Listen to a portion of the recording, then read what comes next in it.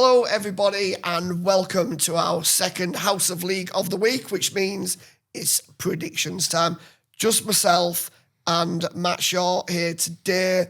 Josh is sulking, as is Dan, because they keep getting all the games wrong. I haven't seen the league table. So do I. I haven't checked, but I'm pretty certain that I think I'm top, and I'll say you're second. Yeah, if you say so. There's nobody here to argue, Matt. So well, you are actually going to have to give predictions this week. It can't just be me. Just the two of us, yes. I predict we're going to get 4 cracking Challenge Cup quarterfinals, and Matt will now tell you the exact score of all 4 games. No, listen, we've got 2, for me, very, very exciting semi-finals, but we've got a pretty good quarter-final draw. No Wigan, no Leeds, but some big clubs. And as you will know, it doesn't get any bigger than a Hull derby. Love a Hull derby. I thought you were going to say it doesn't get bigger than Catalans, Salford. It doesn't get any bigger than a Hull derby. The MKM Stadium, Saturday afternoon. BBC are going to be there. We're going to be there. Lots and lots of people from Hull are going to be there. It's going to be a cracker. It's the first time in nearly 40 years that the two sides have played each other in a cup game, which is quite mind-blowing. It's crazy when you think how many repeated fixtures you get in the Challenge Cup. Yes. Because it's the same team. And how many times them two have played each other? I mean, some seasons played each other 4 times. Crazy. But never in a cup game. Yeah. This one's fascinating. We've got first and second in the table, which we've also not been able to say since the 80s, certainly after this length of time into a season. FC surprising everybody, and I was talking about this. We were at the press day earlier in the week. They did a joint one, and as is always the case at these sort of things, everyone wants to know who's going to win. Who do you think's favourite? And I said Hull Kingston Rovers, and my rationale for this, and then I'll let you come in, is the derby form is such a cliche, it goes out the window, but it does. You can't go off form. You can't. Who knows what you can go off in these games? So the only thing I'm left with is who's got the better side, who's got the better players, and you're going to have to be some staunch Hull FC fan to disagree with the fact that Hull Kingston Rovers currently have the better team and have the better players. So I've got to go for them to win the game, because that's what logic dictates. Now, we know logic, rugby league, derby games and the Challenge Cup do not go hand in hand. They're not the best of bedfellows, but that's all I've got to go off. And I've got to go with Rovers on this one. Yeah, me too.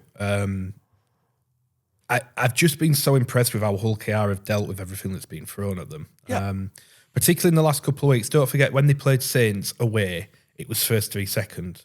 They won relatively comfortably. Yeah. They played Leigh at home. It was first 3 second. They won 30-0. They then have the completely different task of taking on bottom of the league, which comes with expectation. They win 50 points to 4. I'm just so impressed with how they take everything in the stride and just do it with a minimum of fuss. And it's for that reason I don't think they'll get rattled or emotionally flustered or anything like that in a derby.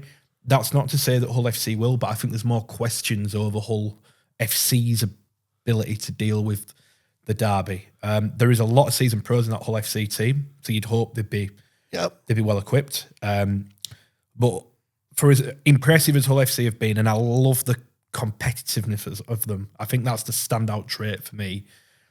I just think Hull KR will have a bit too much for them over the course of 80 minutes. What I will say, and I'll say this very early, this is a prediction for next week, I think Wigan beat Hull KR next week. Because I think the emotion and the everything that comes with a derby, I think it'll be hard for Hull KR to back that up against Wigan next week. And the fact that Wigan are getting 2 weeks to prepare. Exactly. I think deal with this week first. For sure. But I think Hull KR's unbeaten run will end next week, not this week. I think they will beat Hull FC. Not by no means. I think it'll be comfortable 10 points, maybe something like that. Yeah. How do you see the game? Because I keep thinking we could see quite a low-scoring game in this one, because Hull Kingston Rovers' defence has been the key to the success so far this season. They've been terrific. 3 clean sheets, only conceded 4 against a struggling Giants team, but still, Yeah. whoever you're playing to only concede 4 points is good going as well.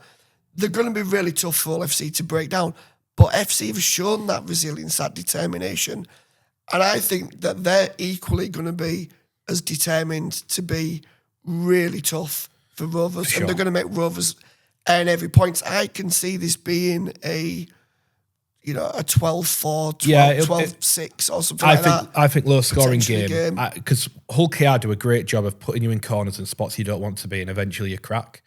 But Hull FC are very fit and very spirited and very competitive.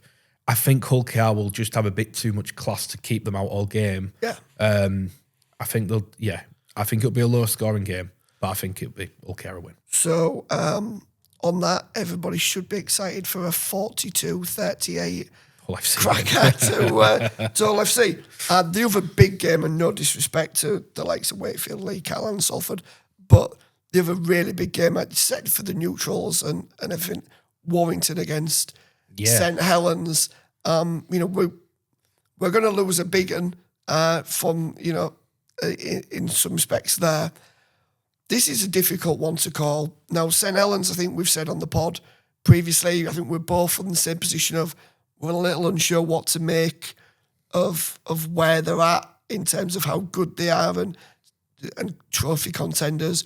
Warrington, you've got your own question marks about them, but they keep finding ways to win games, and they've got Mark Sneed in there as well, who knows how to win a Challenge Cup, that's for certain, and a big game. It's fascinating, this one. I'm a little unsure where to go. I'm unsure where to go because what I will say for Warrington is that they are defending the line very well. Yeah. And Saints are fantastic win, by the way, in the south of France to beat Catalans. Yeah. But still not scoring a lot of points. So, yeah, I don't know where to go on this one. I think I thought Leeds would beat Warrington. I do think Leeds were the better team, but Warrington stuck in there and got the rewards at the end. I'm conflicted on this one. I think it'll be a very tight game. I'll edge with Saints. I'm not. You really were agonising over I'm that way. I'm not confident in it. I won't be confident in any prediction I make on it. Nobody's putting any money on this or anything, so don't worry. You can just. There will be people in the comments now who will blame me for them losing syndicates and sweepstakes next week. Well, if they're listening to you, then I could not agree more. I'm going to go Warrington.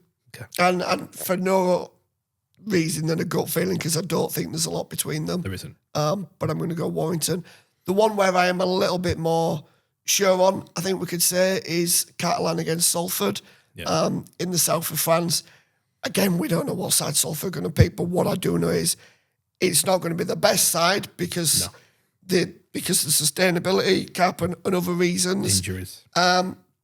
Everything else they've got going on. I think Steve McNamara and Catalan will rub in their hands when they got a home draw, but then getting Salford, all due respect to them, that's in the current guys. You look at all the other teams that are out there, that's the best team you could have got at home. Yeah, for sure. And I can't see anything other than a comfortable Catalan win. Yeah, me neither. Obviously got an extra day to turn around as well. Salford played Wigan on Sunday. Yeah, I think we can move on quickly from this one and use the last 2 minutes or so on the last game. Well, and let's talk about the last game. I really like the look of this last game. Yeah. I think Wakefield have been terrific so far this season. Leigh, equally, going about the business in a really confident, unassuming manner. But winless in 3 now. Which is where I was going to next. I just like the way that the matchup in boxing, they always say styles make fights. I really like the contrasting styles of the two teams, the way they're going to come together. I think this is really attractive game. And I've just got a feeling that Wakefield, I think they could go to Wembley this year. Well, what's fascinating with Wakefield is they've won every single game away from home. And lost every game at home, and they're at home this week. They've just beat Leigh comfortably away from home. I did say on the pod last week I'm a bit worried about Leigh because they're starting to leak points. Was it 22 to Hull, 30 to Hull KR, and then 40 to Wakefield. They've suddenly forgot how to defend. I think they're struggling to get the best out of Lockie Lamb at the minute. I think there's a bit of a John Asiata hangover. I think there's a few little issues at Leigh at the minute in the play, but they're still a very good team. But Wakefield are looking great as well. It's like Wakefield's saying at Warrington saying, "Sorry, you're going to ask me for a prediction, and I'm not going to be completely confident in whatever I go here." No. But I've got a feeling as well. There's just a feel good factor about Wakefield. There is maybe it's the romance. Maybe it is romance taking over. But wouldn't it be nice to see them at Wembley? It would be nice. Wakefield are the only team in Super League that haven't been in a major final since the start of the Super League era. Good start. New story.